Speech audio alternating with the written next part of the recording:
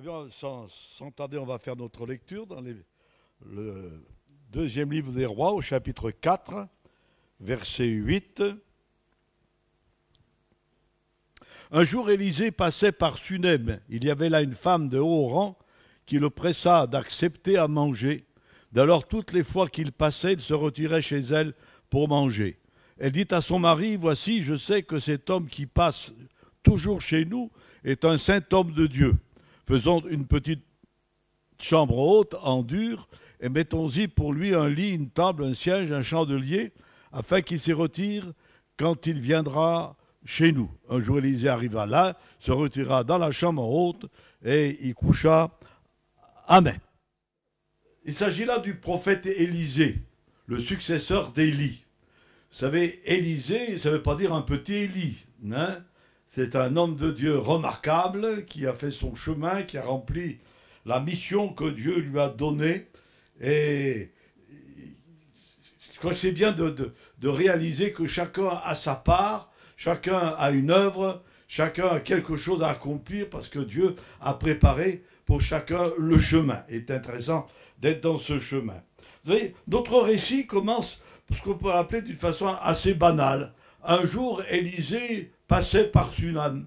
Ça ressemble un petit peu, il était une fois, vous voyez, hein, si on ne va pas plus loin. Ouais, c'est bien plus important que cela. Vous savez, les hommes de Dieu, dans la parole de Dieu, puis aujourd'hui encore, ici il s'agit d'un prophète, étaient envoyés de Dieu des fois avec une mission bien précise, un message à apporter à un personnage aussi bien précis.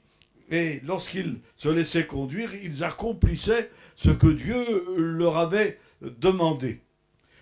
D'autres fois, c'était différent. Il partait et il découvrait à mesure du chemin ce que Dieu attendait de lui. J'aime bien toujours faire référence à Abraham, j'en parle souvent, c'est vrai, dit papa Abraham, c'est peut-être à cause de la barbe, je ne sais pas, hein, mais j'aime bien faire référence à Abraham, quand il est dit de lui dans l'Épître aux Hébreux, il partit sans savoir où il allait. Je sais que je l'ai dit dimanche matin, je me dis que même il avait oublié son GPS. Hein, il est parti sans savoir où il allait. Et au jour après jour, moment après moment, il a découvert le chemin, ce que Dieu attendait de lui pour arriver au but. Parce que c'est remarquable, dans le chapitre 12 de la Genèse, il partit pour Canaan, et tout de suite derrière il est écrit, il arriva à Canaan. Quand on est dans le vent, c'est-à-dire dans le courant de Dieu, on va où Dieu nous envoie. Et c'est important de se laisser porter. Élisée, en allant à Sunem, ce qui nous paraît sans importance, avait une mission à accomplir. Élisée ne savait pas qu'en arrivant dans cette maison, un autel l'attendait. Et là aussi, j'aimerais souligner pour dire que Dieu nous devance parfois. Et nous sommes émerveillés de ses intentions à notre égard, de sa prévenance à notre égard. Il y a des surprises. Et on est surpris, tiens, pourtant, apparemment, je ne l'ai pas demandé. Mais le Seigneur connaît nos besoins, connaît nos aspirations, connaît ce qui est dans notre cœur. Et puis pour ceux qui sont baptisés dans le Saint-Esprit, c'est difficile de dire qu'on n'a pas demandé, parce qu'à la fois on a demandé en parlant en langue. En la prière en langue, on a des intercessions qui nous ont dépassés. Je ne l'ai pas demandé, mais si, on a demandé. Hein. Seigneur est celui qui conduit et qui dirige toutes choses. Alors, on va s'arrêter ce soir, non pas sur Élisée, ça c'était juste mon introduction, vous voyez, hein, sur Élisée, mais on va s'arrêter sur cette femme, la Sunamite. Il est heureux que dans la parole de Dieu, il n'y ait pas de la place que pour les hommes. Il y a eu des femmes remarquables qui sont là et qui nous donnent aussi des leçons. Alors, c'est la même chose pour cette Sunamite. Il est écrit, il y avait là, attendez que je reprenne, je vais mettre mes yeux, il y avait là une femme de distinction. Et c'est étonnant qu'à Sunem, il y ait une Sunamite. Ben non. Hein. Et pourtant, cette femme, elle a beaucoup de choses à nous apprendre. On va s'arrêter sur une femme de distinction dans la version, là, hein, ici, une femme de haut rang. Et quand on s'arrête sur les autres versions, on élargit la découverte de ce personnage. Alors, une femme distinguée, une femme riche, une femme de haut rang ou une femme de qualité. on va s'arrêter un petit peu sur ces choses-là. D'abord, une femme de distinction. On pourrait dire, c'est une femme qui sort de l'ordinaire. Elle n'est pas comme le commun des mortels. Il y a quelque chose qui la distingue par rapport au reste des autres personnes. Mais je pense que c'est une invitation pour nous, c'est un modèle pour nous, parce que finalement, la nouvelle nature que nous sommes devenus à l'heure où nous avons donné notre vie au Seigneur Jésus, fait qu'il y a sur nous quand même une distinction. Nous avons changé de conception de la vie, de mentalité, de cœur, de pensée, façon de vivre, voire même façon de raisonner, façon de parler. Et quand on regarde autour de nous, c'est ce que disait notre frère tout à l'heure, ce qu'il a apporté était tellement différent de ce qu'il avait entendu, les gens avaient entendu. Hein. On est distingué, non pas par nos ébats, par notre extraordinaire personnel, mais par la présence du Seigneur qui est en nous, et nous répandons tout autour de nous le parfum la bonne odeur de Jésus-Christ. Nous faisons partie de ce monde, nous sommes dans ce monde. C'est ce que dit Jésus dans la prière sacerdotale. Hein. Ils sont dans le monde, mais ils ne sont pas du monde. On ne va pas vivre à l'écart, on vit dans le monde, mais on ne vit pas comme le monde, parce que nous sommes des gens distingués. Il est dit ensuite, je vais essayer de suivre mes notes, parce que si je les oublie, je ne sais plus où j'en serai. Il est dit ensuite, c'était une femme riche. On va vous dire, ce n'est pas mon cas. C'est vrai qu'on a peut-être le portefeuille qui fait des crises de rachitisme. On n'en est pas. Alors on n'a peut-être pas, c'est vrai, en abondance les richesses d'en bas, quoique ce n'est pas un péché d'en avoir, hein, ce n'est pas un défaut d'en avoir non plus. L'essentiel, c'est de savoir bien les gérer. Mais nous avons bien d'autres richesses. J'aimerais qu'on fasse la lecture suivante, s'il vous plaît, dans Philippiens.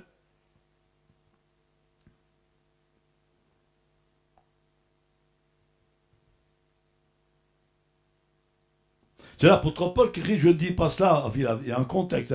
Mais il ne faut pas s'arrêter sur le contexte. En raison de mes besoins, car j'ai appris à me contenter de l'état où je me trouve. Je sais vivre dans l'illumination, je sais vivre dans l'abondance. La vie et les richesses que Dieu a pour nous, elles sont extraordinaires et nous devons apprendre à vivre parce que nous sommes des gens riches. Non pas des richesses passagères, mais des richesses célestes. Une deuxième lecture là, qui va faire un complément, puis après on médite. Dans les Éphésiens. Béni soit Dieu le Père. Dieu est Père de notre Seigneur Jésus-Christ, qui nous a bénis. C'est fait. C'est fait. C'est pas seulement à venir. Qui nous a bénis de toute bénédiction spirituelle dans les lieux célestes en Christ. Cette version nous dit qu'il nous a bénis de toutes sortes. Et j'aime bien ce sorte. Ça montre la diversité des bénédictions qui viennent de la part du Seigneur. Et ce n'est pas des bénédictions qui viennent d'en bas, mais elles viennent d'en haut. Hein, des bénédictions spirituelles qui viennent d'en haut, qui viennent du ciel. C'est ces bénédictions qui sont à nous. Nous sommes riches. Ça n'a pas l'air de vous emballer, hein? Mais nous sommes riches. Nous avons des richesses que le monde ne peut pas nous donner, ne peut pas nous apporter. Et je crois que nous n'avons pas toujours nous en contenter. Hein? L'apôtre Paul nous dit que lui, quand il a appris à vivre, il est content. Il est content. Vous savez, Dieu nous donne notre pain quotidien, mais sur cette tartine-là, s'il y a du contentement, ça permet de bien se nourrir. Hein. Et nous devons être de ces gens qui ne sont pas en train de te lamenter, de s'appauvrir dans leur mentalité, mais considérer que nous avons les richesses d'en haut. Jésus, c'est la clé. Le nom de Jésus, c'est la clé qui ouvre les trésors du ciel. Amen. Eh bien, que Dieu nous aide à nous servir de cette clé. Il est dit également de cette femme qu'elle était de haut rang. Elle était distinguée, dont on n'a peut-être pas tous un titre de noblesse, mais ce que nous savons, que nous aussi, nous ne sommes pas des gens comme le commun, notre cité à nous, elle est dans les cieux. La version d'Arby traduit notre bourgeoisie. est dans les cieux. On vit comme des prolétaires, on est des bourgeois. Notre bourgeoisie, notre cité, nous sommes citoyens du ciel. Nous sommes des gens de haut rang, parce qu'il est haut le ciel. Hein. Nous sommes des gens... L'apôtre Paul, on dira également dans l'Épître aux Éphésiens, que nous sommes assis dans les lieux célestes. Nous sommes déjà installés dans le ciel. Ça devrait vous faire bondir. Nous sommes assis dans les lieux célestes. Alors, je reviens à Abraham. Je ne peux pas m'en séparer. Abraham, toujours dans l'Épître aux Hébreux, chapitre 11, il est dit qu'il attendait la cité qui a de solides fondements, celle dont Dieu est l'architecte. En attendant, il vivait sous une guitoune, sous une tente. Fait en peau, c'était tellement confortable, mais ce qu'il attendait, c'est bien meilleur. Est-ce qu'on peut nous réjouir et vivre de cette espérance que ce qui nous attend, c'est bien meilleur que ce que nous avons ici-bas. Amen. Puis une femme de qualité. Alors, bien sûr, c'est sans limite, les qualités. Je crois que les plus belles qualités, Emmanuel l'a dit tout à l'heure dans ce qu'il nous disait, ou dans sa prière, je crois que les plus belles qualités que nous pouvons posséder, c'est le fruit de l'esprit. Il y a combien de fruits de l'esprit? 9, vous êtes d'accord?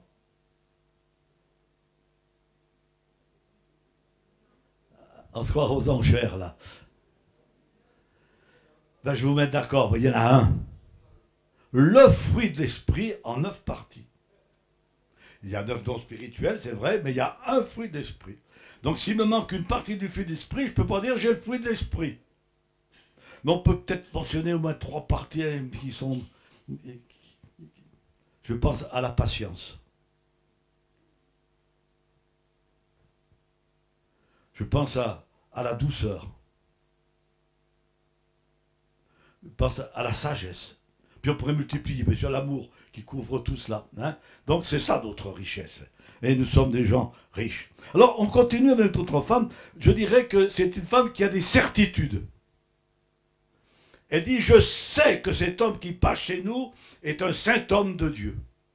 Et on va s'arrêter sur les certitudes. La foi est une ferme assurance des choses qu'on espère, une démonstration de celles qu'on ne voit pas. Et notre vie chrétienne doit être basée sur des certitudes. Je fais cela parce que je sais que c'est écrit. Je crois cela parce que c'est écrit là, dans la parole de Dieu, à tel endroit. De pouvoir dire à tel endroit. Ah, mais c'est écrit là, entre la Genèse et l'Apocalypse, il y a quelque chose qui est écrit. Hein? Non, je sais. Je sais parce que je nourris ma foi, la parole de Dieu. La foi vient de ce qu'on entend vient de la parole de Christ. Romains 10, 17. Alors je sais. Hein, et nous devons être des hommes et des femmes de certitude. Je ferai remarquer que ce n'est pas une femme qui fait du sentimentalisme. C'est pas dire, eh ben, il est sympa, tiens, ce prophète. Non, non, non. Elle a des certitudes que c'est un saint homme de Dieu. Si les gens qui nous regardent vivre pourraient en dire autant de nous. Les saintes femmes aussi, hein. Je généralise. Est-ce que notre témoignage fait déborder de telles paroles ou de telles pensées dans notre entourage? On a du chemin à faire. C'est une femme qui est hospitalière. Elle a ouvert sa maison. Mais on peut faire une remarque. Elle va envisager des constructions, on va y venir, elle va envisager des constructions, mais elle parle à son mari. Et à son mari, elle dit, faisons. Alors, je n'ai pas le temps de m'étendre, mais on pourrait parler de ce que sont les foyers chrétiens. On n'est pas individuel dans un foyer chrétien, mais nous faisons ensemble. L'un des deux peut avoir une pensée, mais nous faisons. Je dis qu'elle est hospitalière, mais pour être juste, ils sont hospitalieux. Alors on pourrait le développer, on pourrait aller plus loin, mais parler justement de notre vie ensemble, de nos projets ensemble, de notre communion de vie dans le moment de tous les jours, le partage qu'il y a dans un foyer, et c'est ce qui fait la force du foyer, et Emmanuel en a parlé tout à l'heure. Alors il est question de faire des constructions. Faisons une chambre haute. Les maisons, à l'époque, c'était des terrasses, et on bâtissait sur ces terrasses, pas toutes, hein, parce que même quand vous lisez un petit peu dans l'Ancien Testament, quand ils faisaient la fête des tabernacles, ils mettaient des tentes sur les terrasses avec des rameaux d'olivier, d'autres. Donc des terrasses n'étaient pas couvertes. Mais avec un petit apport financier, c'est le premier plaisir qu'ils se donnaient. Ils couvraient ces terrasses et ils faisaient ce qu'on appelle une chambre haute. Ils disaient, faisons une chambre haute. Mais je crois que nous pouvons faire une application. Et je voudrais poser la question à chacun. Permettez-moi, cette petite familiarité passagère, ce n'est pas mon habitude, mais cette petite familiarité passagère, as-tu bâti ta chambre haute? Quel était le but de cette chambre haute? Elle dit à son mari, en parlant du prophète, afin qu'il s'y retire. Et il est important que nous ayons dans notre vie cette chambre haute. Et il faut parfois la bâtir. Dans l'évangile de Matthieu, chapitre 6, j'ai soulevé un petit verset, c'est le dernier verset qu'on va lire. Ah oui, c'est le verset.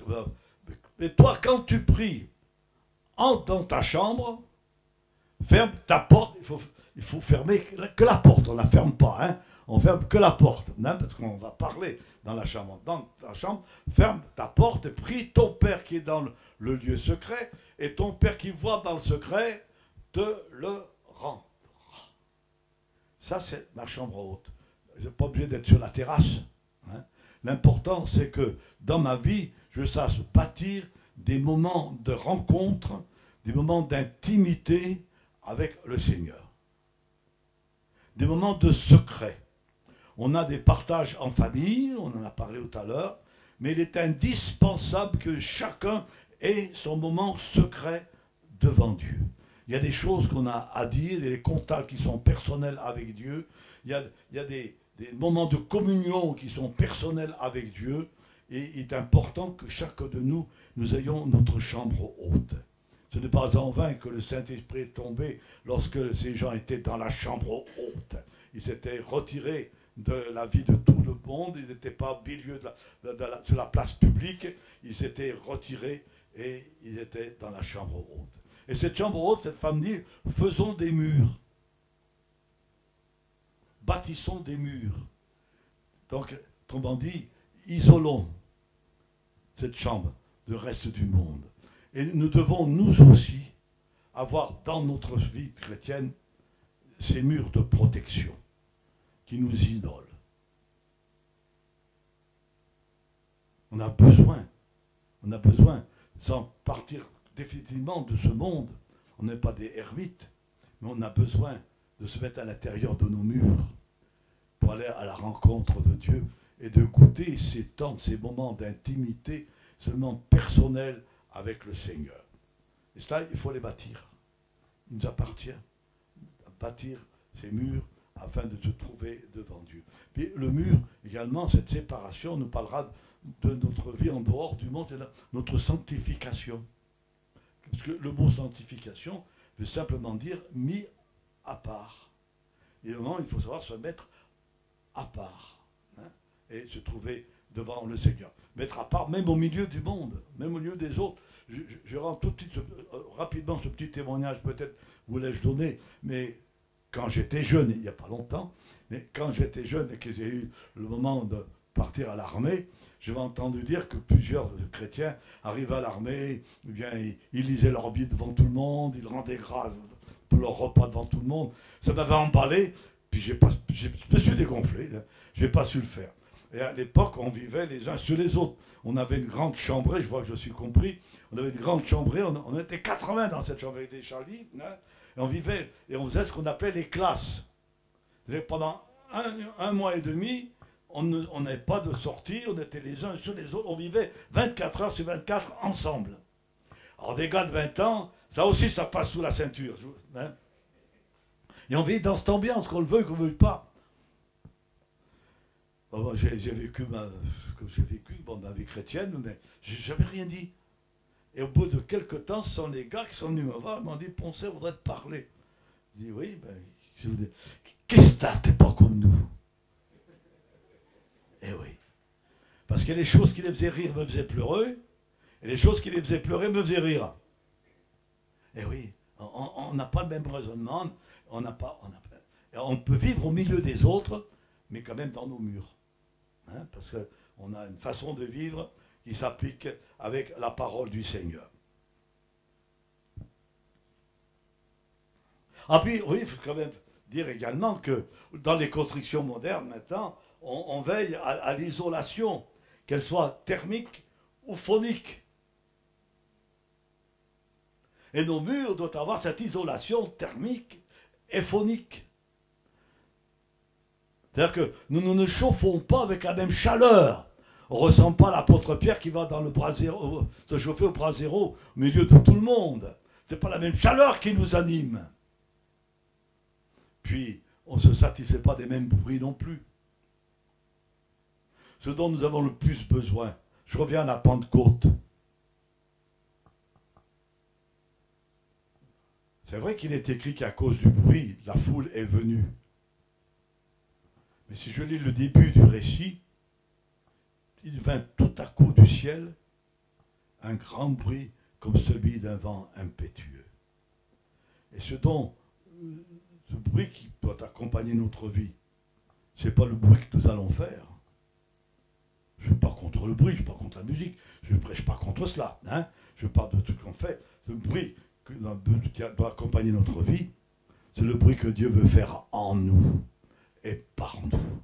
Que le vent, c'est un pléonasme, le vent de l'esprit, parce que l'esprit, ça veut dire souffle. Hein, mais que le vent de Dieu nous accompagne et que ce soit lui qui soit agissant. Maintenant, on va un peu plus loin, mais je vais essayer de passer la sixième.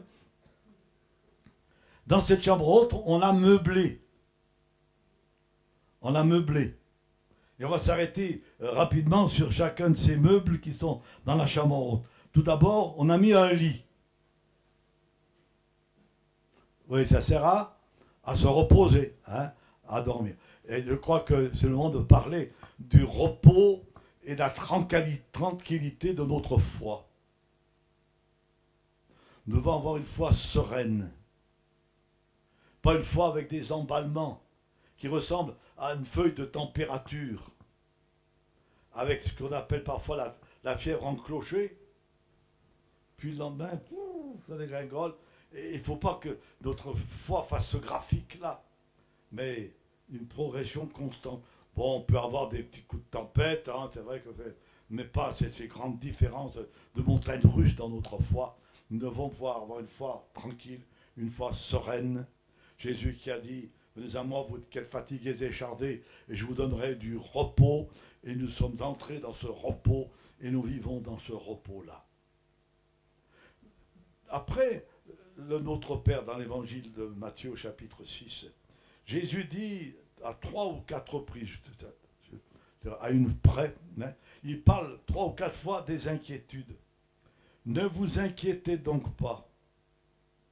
Et ce mot inquiétude revient en demandant de ne pas nous inquiéter. On a l'impression que quand on ne s'inquiète pas, il nous manque quelque chose, nous. Notre foi devrait pouvoir nous permettre de surmonter les inquiétudes. Avoir un lit confortable. Cette tranquillité qui était celle de Jésus dans la barque, par exemple. Pendant que les disciples avaient peur dans la barque au milieu de la tempête, Jésus dormait. Il doit pouvoir avoir cette tranquillité même au sein de nos tempêtes. Je pense à l'apôtre Pierre qui est en prison. Hein, son collègue Jacques est passé par le fil de l'épée. On attend la fin de la fête. Moi, il me semble que je sentirais déjà quelque chose sur le cou. Hein. Non, mais il dort. Je ne sais pas si je trouverai le sommeil de cette façon-là, hein, mais il dort. Alors, il ne faut pas une foi qui dorme, mais une foi qui est tranquille. Une foi qui nous permet de traverser les difficultés, les mauvaises nouvelles, tout ce que l'on peut rencontrer, les coups de vent, les tempêtes, et rester de la tranquillité. Ça fait partie de notre témoignage. Si les gens nous entendent nous plaindre, nous entendent gémir, parce qu'il fait trop chaud, parce qu'il fait trop froid, parce que le pain est trop cher ou il est mal cuit, hein, notre témoignage il est quand même terni. Que Dieu nous donne d'avoir un bon lit dans notre vie. Et puis, il y avait une table. En principe, table, c'est pour ta table. C'est pour se nourrir, pour manger. Et la nourriture qui est la nôtre, c'est quand même la parole de Dieu. Et en nous retirant dans notre chambre haute, ne partons pas sans notre Bible. C'est notre nourriture. C'est notre nourriture au quotidien. Nous avons besoin de nous nourrir de cette parole de façon quotidienne et tout au long du jour. Ça serait bien de temps en temps d'être un peu des ruminants, vous voyez, de ruminer tout au long du jour ce qu'on a mangé le matin. On ne fait pas notre lecture, on a fait, j'ai lu ma Bible aujourd'hui, ça va. Non, ça vient, ça revient. Ça nourrit notre foi, ça remonte et on la médite. On ne doit pas se contenter des gens qui lisent leur Bible, mais des gens qui la méditent. Se faire du bien avec la parole de Dieu. Vous savez, pour bien nourrir notre corps, il faut bien mâcher. Quand on avale tout rond, ça ne nourrit pas. Ça n'apporte pas tout le tonus à notre physique. Alors, mâchons bien la parole de Dieu et nourrissons. Puis il y avait un siège. C'est fait pour s'asseoir. Et nous devons être assis aussi sur la bonne parole du Seigneur. Comme dit l'apôtre Paul, enraciné dans la parole de Dieu, non pas dans notre quoi, mais dans l'enseignement des apôtres. Là, c'est écrit, l'enseignement des apôtres. Non pas tout ce qui circule, parce qu'il en circule des choses. Non, la parole de Dieu, la parole de Dieu. La parole de Dieu, elle ne s'interprète pas, elle s'accepte. Elle se reçoit. Elle est directe. Quand on va dans toutes sortes de méandres, en voulant expliquer la parole de Dieu, on s'égare. Restons avec la parole de Dieu telle qu'elle est. Et puis il y avait un chandelier. La lumière.